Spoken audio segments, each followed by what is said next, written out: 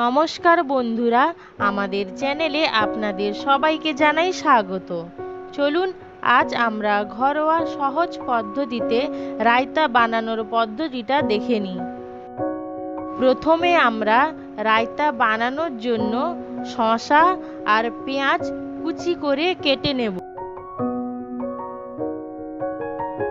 তারপর একটি পাত্রে দই নেব।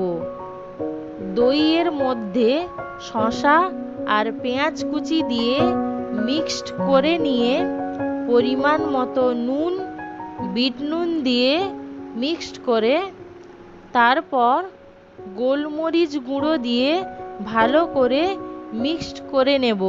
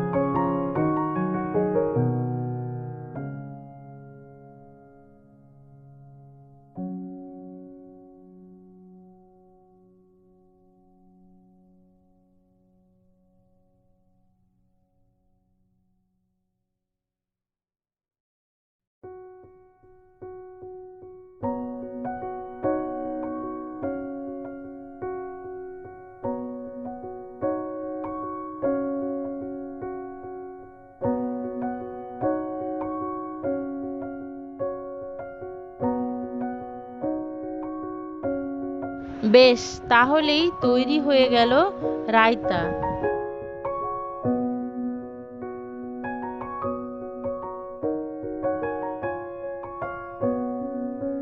তো বন্ধুরা, আপনারাও এইভাবে বানিয়ে নিতে পারেন রায়তা।